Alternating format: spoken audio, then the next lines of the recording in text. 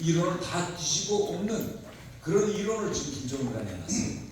무슨 이론이냐? 남과 북의 관계는 이제부터 남과 북의 관계는 부족이다. 네, 국가 관계다. 족과 족사의 관계인 주족에 기초한 족대국에 기초한 국가 관계다. 라는 얘기를 김정은이가 계속 합니다. 그리고 지금 북한은요, 날씨 예보로부터 시작해서 학교에서 가르치는 모든 북한 지도에 한반도를 절반으로 딱 끊었어요. 우리는 지도에 한반도 남북을 딱 크게 해서 한반도를 우리 지도로 하는데 북한은 얼마 전에 제가 김정은의 주한 간부학교에 간 강의실에 봤는데 강의실에 본 지도에 몽땅 다 한반도를 딱 갈랐습니다. 이제 북의 국가다 해서 북한은 위에 이렇게 반쪽짜리만 딱 지금 붙여놓고 있어요. 그래서 국가 대 국가 관계다. 그러니까 이 국가 대 국가 관계에 맞게 지금 국가 기부 체계를 지금 대폭 지금 수정하고 있습니다. 이번 주에 어떤 일이 있었는가 하면 원래 북한은요 남북 관계를 누가 주도했는가 하면 우리나라에 통일부가 있듯이 북한에는 당 안에 통일전선부라는 게 있었습니다. 통일전선부가 있었는데 이번에 국가 대 국가 관계로 규정하면서 통일전선부를 지금 해체해서 결국은 당중앙위원회 10부 대적 지도 이렇게 지금 바꾸었다고 합니다. 그러니까 최근에 이 통일전선부라는 걸 북한이 당 기구에서 없애버린 이게 대단히 이제 새로운 그런 변화라고 우리가 볼 수 있겠습니다.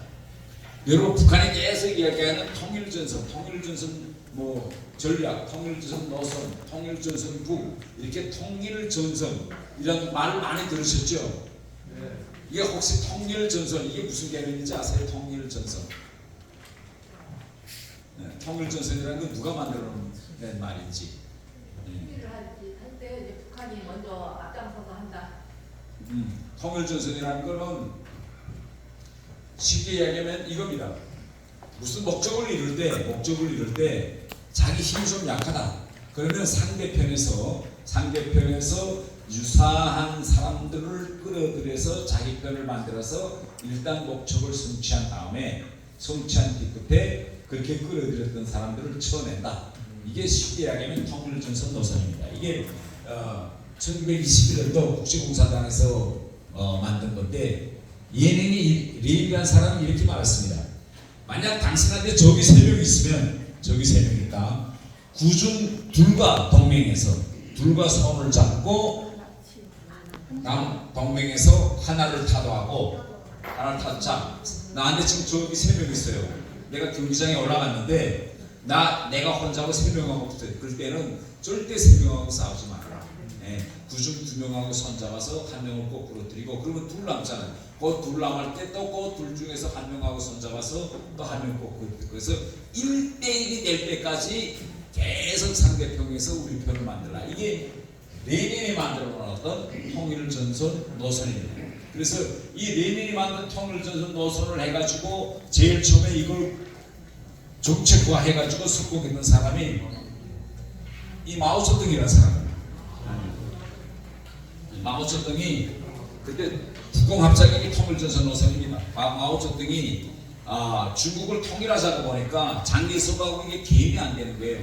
장개석의 힘이 너무 크니까 중국 공산당은 얼마 되지 않고 그래서 통일전선 노선에 따라서 마오쩌둥이 장개석에게 뭘 제기하느냐 중국 공산당에 우리 너희들하고 싸울 생각 전혀 없다.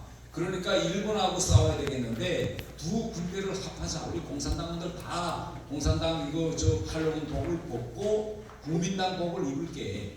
그래가지고 국공합작이라는 걸 합니다. 중공산당. 국공을 합작을 해가지고 중공산당원들이 몽땅 다 장개석 국민당 복을 입고 국민당 군에 편입돼요.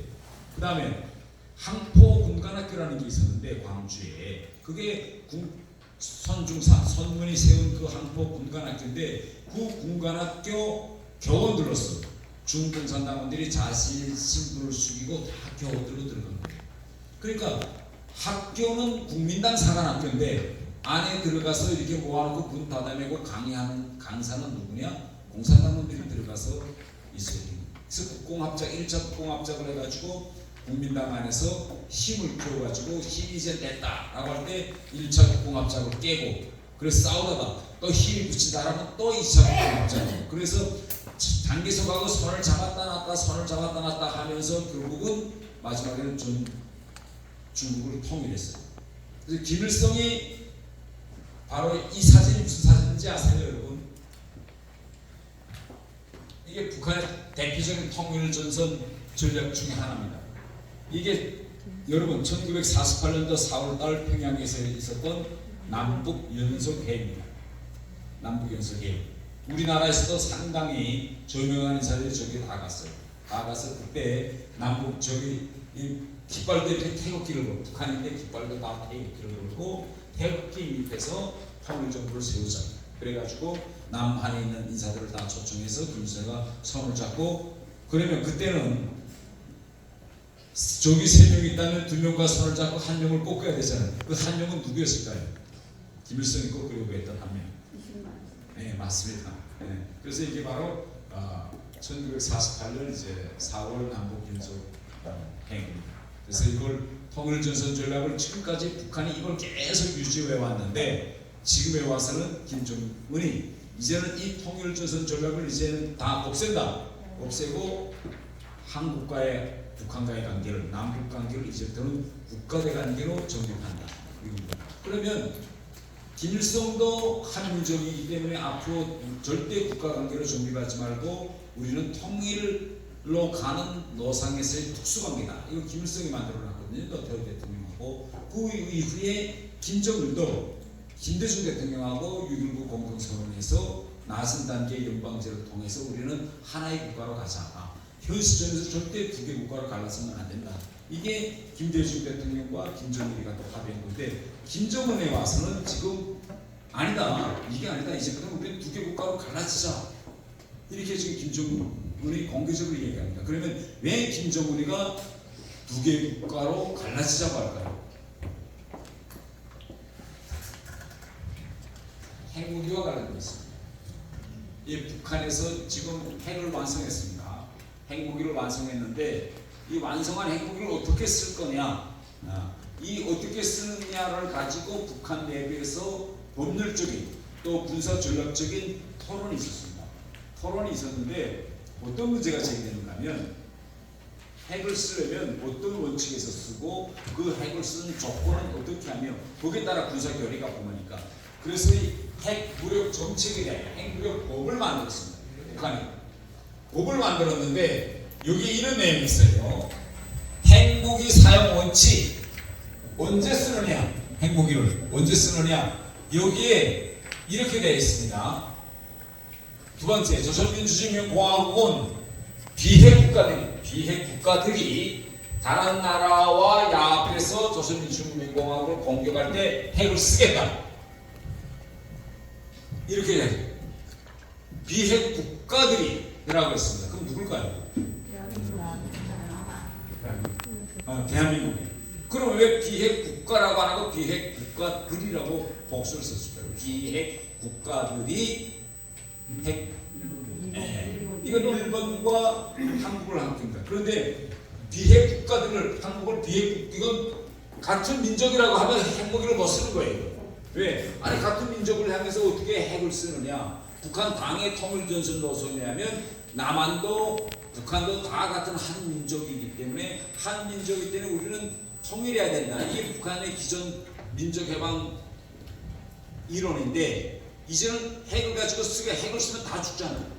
이건 뭐 핵무기가 뭐 사람을 가립니까? 어디다 끌고 다 죽게 돼 있는데 그래서 핵을 쓸 거냐 말 거냐 이걸 논쟁하면서 결국은 남한을 향해서 핵을 쓰면 그러면 남한 우리를 같은 민족으로 볼 거냐 말 거냐 국가냐 아니면 앞으로 같이 통일 집살림을 같이 하나로 합할 형제냐 이 논쟁에서 결국은 핵을 쓰자라고 해서 우리가 좀 비핵 국가라고 지금 우리가 하는 비핵 국가들.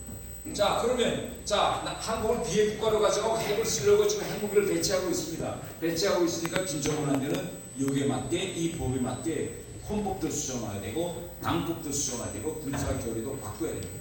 네, 핵을 쓸 수 있게. 그래서 지금 김정은은 결국은 2개 국가론으로 가고 지도도 결국 이제 다 한반도를 절반 잘라가지고 북한 하면 우리로 말하면 뭐 한반도 지도, 북한도 이제 북한 지도라고 할 때는 지금 절반만 이제 내버리고 있습니다. 최근에 아주 이상한 일이 하나 생겼어요.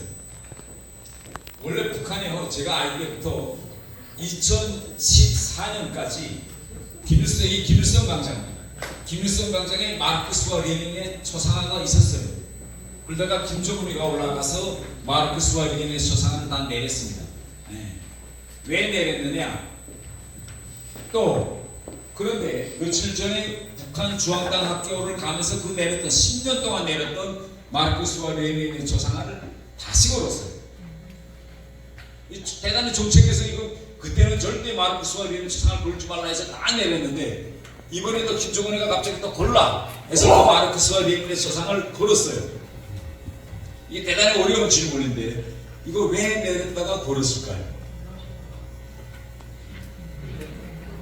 그때 2014년, 12년부터 14년 김정은 정권 초기에 중국과 러시아가 북한에다가 핵무기를 포기하라고, 핵무기를 절대 하지 말라고 어마어마하게 압력을 가했습니다.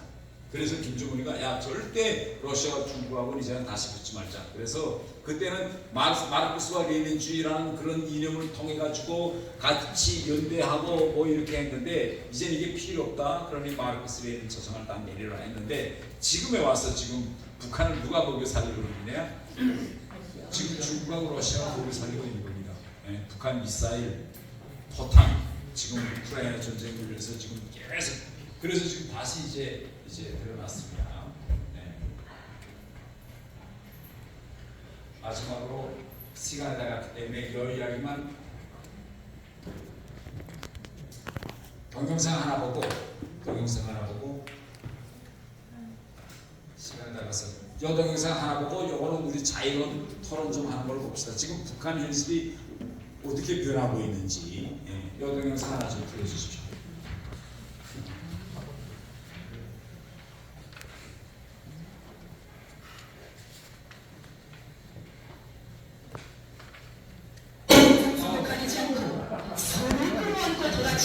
신랑 신부의 모습들은 어떻게 돼서 수많은 사람들이 모여들고 지나다니며 또 지켜보는 대중 장소들에서 저렇듯 아무런 조건이나 거리낌 없이 꼴쩍 추잡하게 돌아댈 수 있다는 겁니다.